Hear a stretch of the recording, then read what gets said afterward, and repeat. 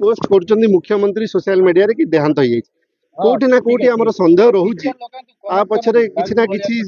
रहस्य रही पुलिस जेहेतु चुप थिला सन्देह आउरी बढ़ेला जेतबेले पीड़ितार देहांत परे पाखापाखि घंटे भितर पुलिस प्रशासन तरफ ऑफिशियल ट्वीट आसुची जो पुलिस प्रशासन 15 दिन है चुप थिला हठात केमती 15 दिन पर ट्वीट करुची कि आमे घटनार पूरा फाइनल स्टेज को पहुंची जाइछु आर आदिरे केही नाहंती माने मेन कल्प्रिट केही नाहंती ता माने कोन अपन कहउछन्ती सरकार को व्यवस्था हत्या कर मोर कहिबार कथा हैला कोन घटना घटिची सीए नाबालिका थिले तांकर बारंबार 4 थर बयान रेकर्ड करागला कौन रेकर्ड करागला एवं जेमिति सौम्यश्री बिशिंकर केस रे देखिबा पीड़ितांकर देहांत परे इमिडिएटली तांको बापांकर गोटे वीडियो मेसेज आसथिला सरकार तार प्रयास करथिला आमे निवेदन करिवु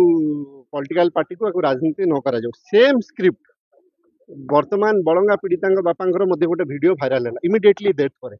सी कोठी ना कोठी हमर संदेह होउची कोठी प्रेशर करा जाउची कि वीडियो करूची कि एवं सेम स्क्रिप्ट जोटा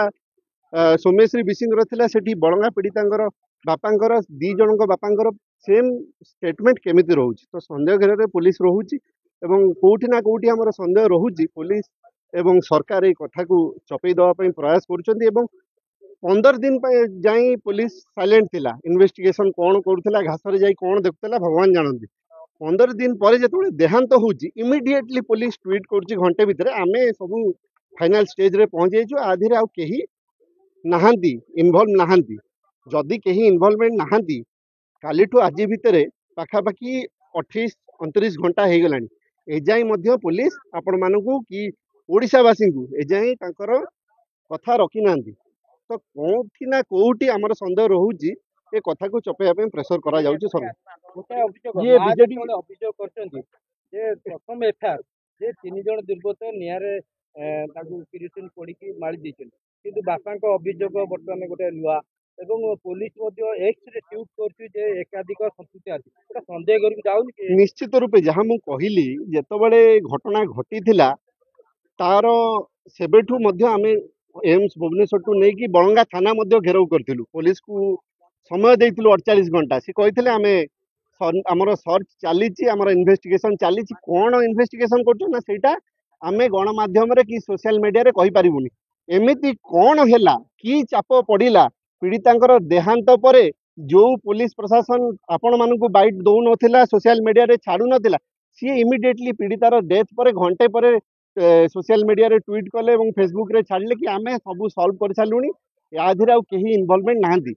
जदि आधिरे केही इन्वॉल्वमेंट नाहांती ताहले एबे घटना से ट्वीट करिवार भितरे एबे पाखापाखि 29 घंटा रु ऊर्ध्व समय हेलानी वर्तमान सुद्धा मध्य पुलिस कहिनांती या पछरे कोन रहस्य अछि किए घटना घटेइछि कोठी ना कोठी पुलिस निश्चित रूपे चापरे अछि बोली हमर संदेह रहउछि अभियोग अपन सब ऊपर राजनीति करछन्ती ये शासक दलर कथा नुहे कि विरोधी दलर कथा नुहे कि बीजेडी कांग्रेस बीजेपी आम आदमी पार्टी कि कम्युनिस्ट पार्टी कथा नहीं ओडिशा माटीर झीवर कथा आम माटीर झीवर कथा आम पुरी जिल्लार झीवर कथा एवं खाली एतिकी नुहे ओडिशावासी अनेक रहिचंती जे पुलिस एवं सरकार कौन पदक्षेप नौची माँ मानकर भौणी मानकर सुरक्षा पाई कहना ये प्रथम घटना नुहे बारंबार घटी चली गत 8 मास भितर 18,000 केस एमती होइछि ओडिशा रे जोठी आमर महिला विरुद्ध रे एमती क्रिमिनाल एक्टिविटीज होइछि ता धिरु मात्र 217 केस सॉल्व होइछि मात्र 1% तो कोठी ना कोठी जनसाधारणकर डर भय पछी एवं क्रिमिनाल बदे सुरक्षित मने करूछन्ती ए बीजेपी सरकार।